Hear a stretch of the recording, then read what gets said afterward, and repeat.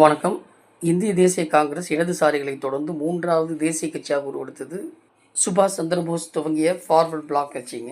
1939ஆம் ஆண்டு இந்திய தேசிய காங்கிரஸ் தலைவர் தேர்தலில் போட்டியிட்ட சுபாஷ் சந்திரபோஸ் அவர்கள் பட்டாபி சித்தராமையாவை தோற்கடிக்க அதிருப்தி அடைந்த காந்தியடிகள் சித்தராமையா தோல்வி என் தோல்வி என்று சொல்ல அவரது ஆதரவாளர்கள் பதவி விலகிட தன் காங்கிரஸ் கட்சி தலைவர் பதவியை ராஜினாமா செய்தார் சுபாஷ் சந்திரபோஸ் அவர்கள். அதைத் தொடர்ந்து தேசத்திற்கு விரைவான சுதந்திரம் வேண்டும் என்ற எண்ணத்தில் ஃபார்வர்ட் பிளாக் கட்சியை துவங்கினாருங்க. அதன் தென்னிந்திய முகமாக இருந்தவர் தான் பசும்பொன் முத்துராமலிங்க தேவருங்க. 1952ஆம் ஆண்டு 15 தொகுதிகளிலும் காங்கிரஸுக்கு எதிராக, 1957 மற்றும் 1962 1-2 தொகுதிகளிலும் வெற்றி பெற்ற ஃபார்வர்ட் பிளாக் கட்சி முத்துராமலிங்க தேவர் மறைவுக்கு பிறகு முக்குளத்தோர் சமூகத்தின் அடையாளமாக நின்று போனதுங்க.